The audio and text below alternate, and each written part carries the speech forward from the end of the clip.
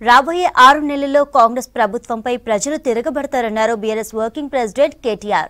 కాంగ్రెస్ అవకాశవాద రాజకీయాలు చేస్తోందని విమర్శించారు. పార్లమెంట్ ఎన్నికలకే టార్గెట్ గా బీఆర్ఎస్ సమీక్ష నిర్వహిస్తోంది.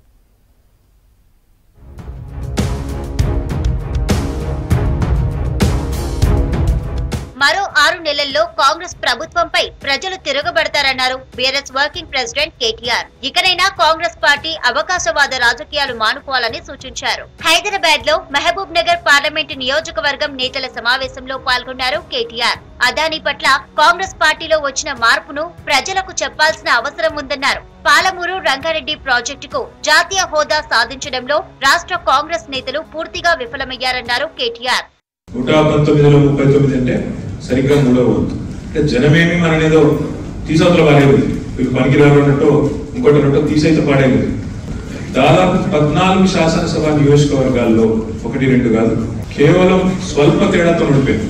0.5% నుంచి 2% తేడాలోనే మనం ఓడిపోయినాం తప్ప మనం ఏదో తీసవతల పాడేసి మనం ప్రజలు మనం తీసుకుపోయి ఎక్కడో పాడేసిండ్రు అన్నట్టు కాదు.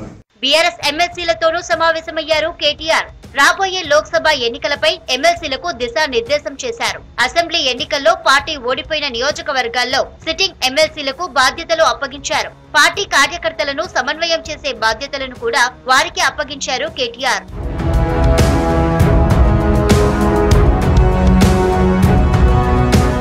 కాంగ్రెస్ పార్టీ ఎన్నికల్లో ఇచ్చిన హామీలు ఏమయ్యాయని ప్రశ్నించారు మాజీ మంత్రి హరీష్ రావు. బీఆర్ఎస్ కార్యకర్తలపై కాంగ్రెస్ ప్రభుత్వం అక్రమ కేసులు పెడుతోందని ఆరోపించారు. ప్రజలు అభివృద్ధిని కోరుకుంటున్నారని, కుట్రల్ని కాదన్నారు. సిద్దిపేట జిల్లా గజ్వేల్లో నిర్వహించిన బీఆర్ఎస్ కృతజ్ఞత సభలో ఆయన పాల్గొన్నారు. ఎంతసేపు బెదిరించుడు, మన కుట్రలు, క్రిమినల్ కేసులు, రాజకీయాలు చేస్తా ఉన్నారు. మీరు ఏం చెప్పారు ప్రజలకు? ఆ రోజు మేము గవర్నమెంట్ రాగానే డిసెంబర్ 9 తారీఖు నాడే 2 లక్షల రూపాయలు రుణమాఫీ చేస్తామన్నారు.